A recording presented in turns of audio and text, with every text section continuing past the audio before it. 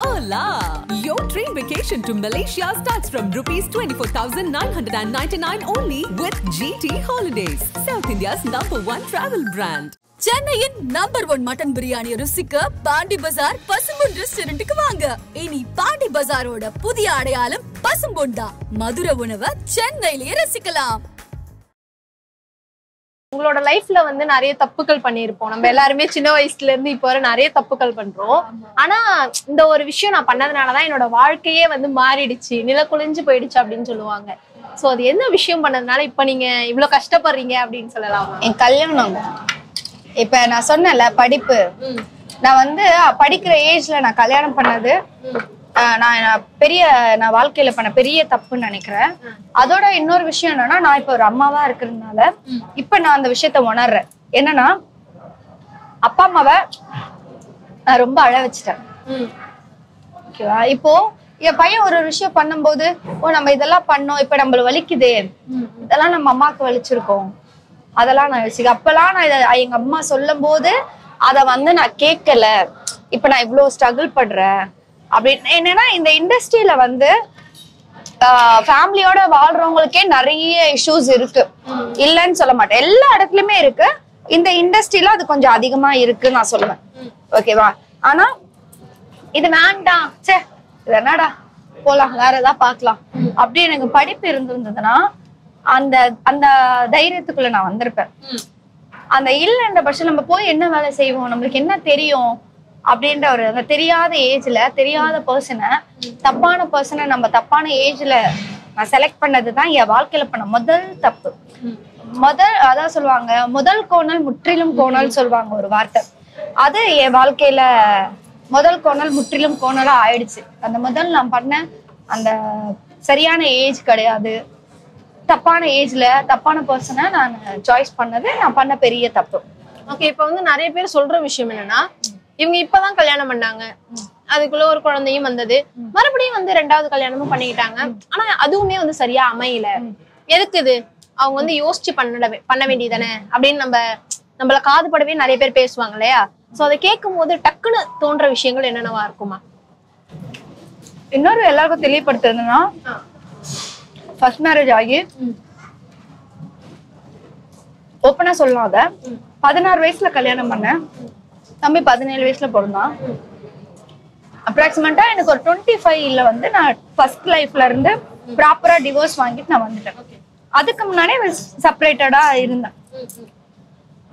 என்னுடைய செகண்ட் லைஃப்னு ஒரு விஷயம் வந்து எனக்காக நான் எடுத்துக்கல. ஏன்னா நான் 25 வயசுல இருந்து இப்ப எனக்கு 33 ஆகுது. நான் இப்பதான் அந்த கல்யாணம் பண்ணேன். 2 years பேக் தான் நான் கல்யாணம் பண்ணேன். ஸ்டில் 28, 29 வரைக்கும் நான் செப்பரேட். அதுக்கு முன்னாடி ஒரு 4-5 years நான் செப்பரேட்டா தான் இருந்தேன். அந்த ஏஜ்ல எனக்கு தோணாத விஷயமா 5 yearsக்கு அப்புறம் ஒரு ஆளை பார்க்கும்போது நமக்கு தோணுச்சுன்னு ஒரு விஷயம் இருக்குல்ல. ஒரு தாய் தகப்பனுக்கு இருக்கிறவங்களுக்கு அந்த ஃபீல் தெரியும். தான் பொண்ணு தான் வீட்டுல இப்ப பேசுறாங்கல்ல, அவங்க வீட்டுல இந்த மாதிரி ஒரு தங்கச்சியோ இல்ல இந்த மாதிரி ஒரு அக்காவோ இல்ல இந்த மாதிரி ஒரு அம்மாவோ இப்படி செப்பரேட்டா இருந்தாங்கன்னா அந்த வழி என்ன, அவங்களுக்கு வந்து ஒரு வாழ்க்கை துணை ஏற்படுத்தி தரணும் அப்படின்னு யோசிப்பாங்க. எல்லார் வீட்லயும் யோசிக்கிறது தான். எங்க வீட்டுல எங்க அப்பாவும் எங்க அம்மா உயிரோட இருக்கிற போது, அம்மா இப்ப இல்ல, அம்மா உயிரோட இருக்கும்போது அதை ஃபீல் பண்ணாங்க. என்ன ஃபீல் பண்ணாங்க? உனக்குன்னு ஒரு லைஃப் வேணும், உனக்குன்னு ஒரு சோல் வேணும், உனக்குன்னு துணைக்கு ஒரு ஆள் வேணும். என்னங்க, ஒரு புருஷன் பொண்டாட்டி லைஃப்ன்றது வெறும் செக்ஷுவல் லைஃப் மட்டும் கிடையாது, அதை தாண்டி ஒரு உலகம்னு ஒண்ணு இருக்கு. இப்ப எங்க அப்பாவுக்கு 80 வயசு ஆகுது, எங்க அம்மா இல்ல. எங்க அப்பா என்ன தேடுவாருன்னு நினைக்கிறீங்க? ஒரு துணையை தான். ஒரு துணை. எங்க அப்பாவுக்கு வந்து விக்குனா தண்ணி எடுத்து தரணும், உடம்பு சரியில்லைன்னா மாத்திரை எடுத்து தரணும், தைலம் தடை விடணும், அவர் கால் வலிச்சா கால் அமைக்கணும். இந்த ஒரு இதுதான். அதே அம்மாவுக்கு இருக்கும்போது அம்மாவுக்கு அவர் பண்ணுவாரு. இந்த விஷயம் தாங்க உலகம். ஓகேவா? அந்த ஒரு விஷயத்த எங்க வீட்டுல எங்க அம்மா அப்பா எதிர்பார்த்தாங்க. எங்க அப்பாவும் என் பையனுமே இப்போ எதிர்பார்த்தான். இப்ப வந்து உலகம் வந்து ரொம்ப ஒரு குறுகுன இதுக்குள்ள இல்ல உலகம். இப்பத்தி இருக்கிற ஜென்ரேஷன் எல்லாத்தையும் தாண்டி ரொம்ப பிராட் மைண்டடா யோசிக்கிற சிச்சுவேஷன்லாம் வந்துட்டாங்க. அப்ப என் பையனும் எங்க அப்பாவுமே தான் என்கிட்ட உட்காந்து பேசுறாங்க, உனக்குன்னு ஒரு லைஃப் வேணும் அப்படின்றதுக்கு அப்புறம் தான் செகண்ட் லைஃப்குள்ள போனோம். இப்போ ஃபர்ஸ்ட் லைஃப்ல எல்லாரும் பார்த்து கல்யாணம் பண்ணி வைக்கிறதே டைவர்ஸ்ல எவ்வளவு பேர் போறாங்க. லவ் மேரேஜ் ஆகட்டும், அரேஞ்ச் மேரேஜ் ஆகட்டும். செகண்ட் லைஃப் கொடுக்குற எல்லாருமே என்ன நினைக்கிறாங்க, அந்த பொண்ணுக்கு வாழ்க்கை கொடுக்கறதாதான் யோசிக்கிறாங்க தவிர அது தன்னுடைய அதுவும் தன் வாழ்க்கைன்னு யாரும் யோசிக்கிறது. அதனாலதான் நான் தப்பான ஒரு ஆளை சாய்ஸ் பண்ணிட்டேன். திரும்பவும் நான் சாய்ஸ் பண்ணதை விட என் டோட்டல் ஃபேமிலியே தப்பான ஒரு ஆளை சாய்ஸ் பண்ணிட்டோம்ன்றதுதான். அது இப்ப வரைக்கும் அது தப்பா போயிடக்கூடாதுன்னு தான் நான் ஹோப் வச்சிருக்கேன். இப்போ வரைக்கும் தப்பா போயிடக்கூடாது. அதுவுமே மாறி எல்லாமே மாறினால் நல்லா இருக்குமேன்றது இப்ப வரைக்கும் என்னுடைய விருப்பம் தான். எங்க ஃபேமிலியோட விருப்பமும் அதுதான். மாறினால் நல்லா இருக்கும், மாறாம இருந்தாலும் நல்லா இருக்கும். ஓகே, இப்ப என்னதான் வந்து நம்ம பிடிச்சவங்களை கல்யாணம் பண்ணாலும் சரி, அப்படி இல்ல வீட்டுல பார்த்து கல்யாணம் பண்ணாலுமே சரி, டிவோர்ஸ் அப்படிங்கிற விஷயம் நடக்கணும் அப்படின்னு இருந்தா இவங்க 2 பேருக்கு செட் ஆகாதுன்னு இருந்தா நடந்துதான் ஆகும். அதை மாத்த முடியாது இல்லையா? சோ ஆனா அந்த டைம்ல நம்ம அவங்க கிட்ட படுற கஷ்டங்கள் அப்படிங்கிறது ஒன்னொண்ணுமே வந்து பெருசா இருக்கும். அதாவது நம்ம படங்கள் எல்லாம் பாக்குற மாதிரியே இப்ப வந்து நிஜ லைஃப்ல நடக்குது. அந்த சூடு வைக்கிறதா இருக்கட்டும், அடிக்கிறதா இருக்கட்டும். சோ அந்த மாதிரி நீங்க என்னென்ன சித்திரவதைகள் எல்லாம் அனுபவிச்சிருக்கீங்க? சோ அப்பெல்லாம் என்ன தோணும்? இல்லம்மா, எனக்கு ஒருத்தவங்கள அடிச்சுதான் காயப்படுத்தணும்னு கிடையாது.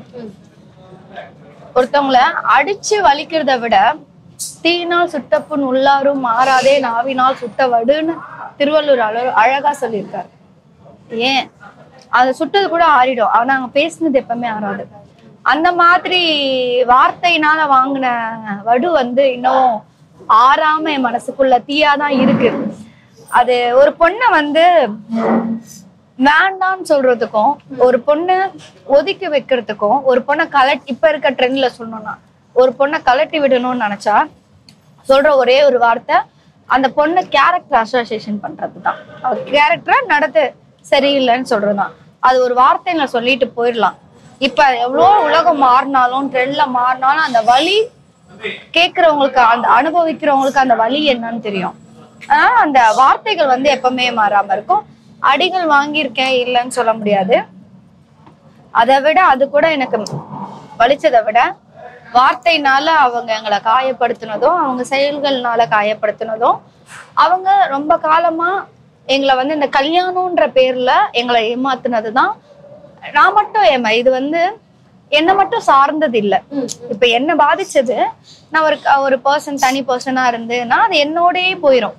இப்ப அது வந்து யார பாதிக்குதுன்னா இந்த பையனை பாதிக்குது, என்னை சார்ந்த ஒரு 80 வயது முதிர்ந்த என்னோட தகப்பனார் அதை பாதிக்குது. அதனால அந்த ஏஜ் வந்து ஒரு எக்ஸ்ட்ரீம், இந்த ஏஜ் இன்னொரு எக்ஸ்ட்ரீம். இது மிடில்ல இருக்கிற இது அந்த 3 கோடுமே வந்து பாதிக்கப்பட்டிருக்குன்றதுதான். அதோட வலிதான் எனக்கு ரொம்ப அதிகம். என்னோட சேர்ந்து என் குடும்பமே வந்து கஷ்டப்படுது இந்த ஒரு பர்சன்னால. இது வராம இருந்ததுன்னா நல்லா இருந்திருக்குமே என்று நிறைய நாள் யோசிச்சிருக்கோம். இந்த வலிதான். ஓகே, இப்ப நீங்க சொன்ன மாதிரி இந்த செகண்ட் மேரேஜ் அப்படிங்கிறது நீங்க பார்த்து சூஸ் பண்ணதா இல்ல உங்க ஃபேமிலி சைட்ல இருந்து சூஸ் பண்ணதா? அவங்கதான் எங்களை சாய்ஸ் பண்ணது. நாங்க போகல, நாங்க அப்ரோச் பண்ணல, அவங்க சாய்ஸ் பண்ணதான். அவங்க எனக்கு என் ஃபேமிலி ரொம்ப இம்பார்ட்டன்றது நல்லா தெரியும். ஏன்னா எங்க கூட ஒரு 13 வருஷம் டிராவல் பண்ண பர்சன் தான். அவங்க வந்து அப்பா கிட்டயும் பையன்கிட்டயும் அவங்க கேட்டு அப்பாவும் பையனும் தான் எனக்கு கன்வின்ஸ் பண்ணி இதுக்கு சம்மதிக்க வச்சாங்க. ஓகே, அவங்க கன்வின்ஸ் பண்ணி தான் வந்து இப்ப உங்களை மேரேஜ்மே பண்ணிருக்காங்க. சோ இப்போ நீங்க சொன்னீங்க மேரேஜ் ஆகி 2 இயர்ஸ் தான் ஆகுது அப்படின்ட்டு. சோ இந்த சடன் டைம்ல இவ்வளவு பெரிய பிரேக் அவுட் வந்து எதுக்காக ஆயிருக்கும்னு நீங்க நினைக்கிறீங்க? கல்யாணம் ஆனதுதான் 2 வருஷம். ஆனா வந்து அதுக்கு முன்னாடியே வந்து நாங்க ரிலேஷன்ஷிப்குள்ள வந்து நாங்கன்றதை விட நான் வந்து அதுக்கு தள்ளப்பட்டேன். சரியா? அவங்களோட இன்டென்ஷன் முதல்ல ரொம்ப தவறா இருந்திருக்கு. அதுக்கு நாங்க ஆளாக்கப்பட்டிருக்கோன்றதான் உண்மை. அது வந்து இன்னைக்கு நாளைக்கு இன்னைக்கு கல்யாணம் பண்ணிக்கலாம், நாளைக்கு பண்ணிக்கலான்ற மாதிரி தள்ளி தள்ளி போய் ஒரு எண்ட் ஆஃப் த டேல கல்யாணம் பண்ணிக்கணும் அப்படின்றதுல ஆச்சு. அது என்னைக்கு வந்து தனி கொடுத்தனும் மீன்ஸ் அவர் அவங்க வீட்டுல இருந்துட்டு இருந்தாரு. அப்ப வந்து டோட்டலா எங்ககிட்ட வந்து ஒரு பர்மிஷன் கேட்கிறாரு. எனக்கு வந்து கொஞ்சம் டைம் கொடுத்தீங்கன்னா எங்க வீட்டுல பிரச்சனையா இருக்கு, நான் வந்து எங்க வீடும் இல்லாம அவங்க வீடும் இல்லாம பொதுவா ஒரு வீடு வாங்கிட்டு போயிடலாம் அப்படின்னும் போது தனியா வரும்போது அவங்க வீட்டுல அவங்க ப்ராப்ளம் ஸ்டார்ட் பண்றாங்க. அவங்க ஃபேமிலினாலதான் ப்ராப்ளமே தவிர இவர் எனக்கு கல்யாணம் பண்ணாம 2 வருஷம் 3 வருஷம் தள்ளி போட்டது அது எங்களுக்குள்ள ஒரு பர்சனல் இஷ்யூவா போயிட்டு இருந்தது தவிர அதை தாண்டி இவ்வளவு தூரம் பிரிவுக்கான ஒரு வழியா போல. அவங்க ஃபேமிலி எப்போ ரொம்ப ஃபுல்லா இன்வால்வ் ஆனாங்களோ அப்ப ஸ்டார்ட் ஆச்சு. ஓகே, இப்போ அவங்களோட ஃபேமிலி இன்டர்ஃபியர் ஆன பிறகுதான் 2 பேரும் பிரிஞ்சிங்கன்னு சொன்னீங்க. ஸோ இப்போ வந்து அவருமே வந்து ஓகே நீ எனக்கு முக்கியம் அப்படின்ட்டு அவங்க ஃபேமிலியும் விட்டுட்டு வரல. ஸோ நீங்களும் அதுக்கப்புறம் அவர் கூட அடுத்த ரிலேஷன்ஷிப்பை வந்து கண்டினியூ பண்ணணும்னு நினைக்கலையா? இல்ல, நாங்க கண்டினியூ பண்ணோம், நிறைய ட்ரை பண்ணோம். ஓகே, ட்ரை பண்ணும்போது அவங்க வந்து அவரை ஸ்ட்ரைட்டா மீட் பண்ணவே அலோ பண்ணல. அவரை ஸ்ட்ரைட் டு ஸ்ட்ரைட் நாங்க உட்காந்து பேசினா கன்வின்ஸ் ஆகுறாரு. நான் சொல்றாரு, அம்மா போமா, நான் ஷூட்டிங் ஸ்பாட்டுக்கும் போயிருக்கேன், 2 தடவை 3 தடவை ஷூட்டிங் ஸ்பாட் போயிருக்கேன், அங்க இருக்கவங்களுக்கும் எல்லாருக்குமே தெரியும். என்ன சொல்றாரு, அப்ப என்ன தனியா கூப்பிட்டு நீ வீட்டுக்கு போமா, நான் வீட்டுக்கு வரேன், வீட்டுல கொஞ்சம் பிரச்சனையா இருக்கு, அம்மா கொஞ்சம் பிரச்சனை பண்றாங்க, நீ போ நான் வரேன், நீ போ நான் பேசுறேன்னா அந்த டைம்ல கன்வின்ஸ் பண்ணி அனுப்பிச்சிடுறாரு. அதுக்கப்புறம் அவன் வந்ததுக்கு அப்புறம் டைம் ஆனதுக்கு அப்புறம் அவர் வந்து பேசுற விதங்களே வேற மாதிரி இருந்தது.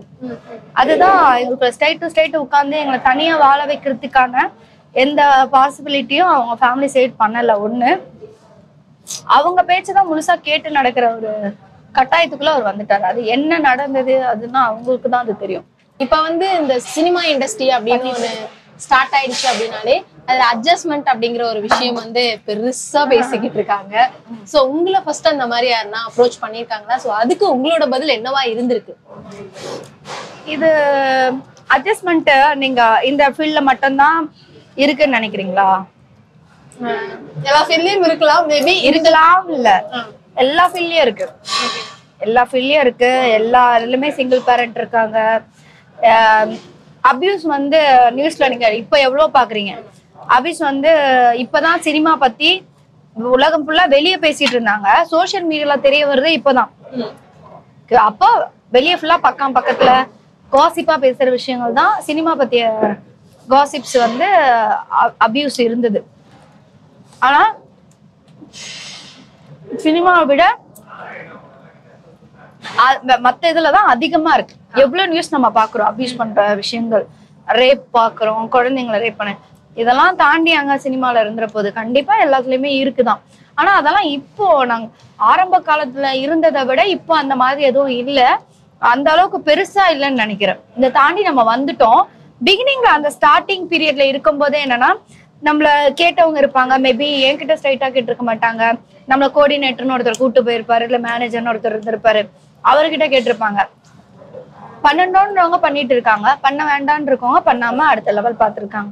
அப்படின்னா நான் இத்தனை வருஷம் 18 வருஷம், இப்ப தீபானா எப்ப தெரியும் எல்லாருக்கும், ஒரு 5-6 இயர்ஸா தான் கொஞ்சம் தெரியுது. அதுக்கு முன்னாடி நான் 18 வருஷமா இருக்கேனே, நான் எங்க போனேன்? நான் வந்து ஹார்ட் ஒர்க் பண்ணேன். நான் 1000 ரூபா கொடுத்தாலும் வேலைக்கு போனேன், 500 ரூபா கொடுத்தாலும் வேலைக்கு போனேன். அதே ரிச் கேர்ள்ஸாவும் போயிருக்கேன்.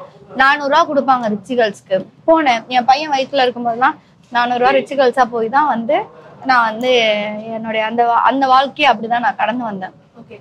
ரிச் கேர்ள்ஸ்ல இருந்து மாடல் ஆகி, அதுக்கப்புறம் ஃப்ரெண்டு கேரக்டர் பண்ணி, அப்புறம் நர்ஸா பண்ணி, அப்புறம் டாக்டரா பண்ணி, அப்புறம் வக்கீலா பண்ணி, அதுக்கப்புறம் ஃபேமிலியில வந்து ஒரு இடத்துல 2வது பொண்டாட்டியா பண்ணி, அதுக்கப்புறம் ஒரு அத்தை செகண்ட் ஹீரோக்கு அம்மா கேரக்டரு, இந்த அமெரிக்கா மாப்பிள்ளைக்கு அம்மா கேரக்டர், அந்த மாதிரி கேரக்டர்ஸ் எல்லாம் பண்ணி டைலாக்ஸ் கொடுத்து, டைலாக் நல்லா பேசுறாங்க அப்ப அந்த கேரக்டருக்கு அவங்க கூப்பிடுங்க அப்படின்னு சொல்லி நிறைய ப்ரொடியூசர்ஸ், நிறைய மேனேஜர்ஸ், நிறைய அசிஸ்டன்ட் டைரக்டர்ஸ் அவங்கெல்லாம் நம்மளுக்கு வந்து ரெஃபர் பண்ணி அப்படி வந்ததுதான். இப்ப வரைக்கும் நான் வாடகை வீட்டுல தாங்க இருக்கேன்.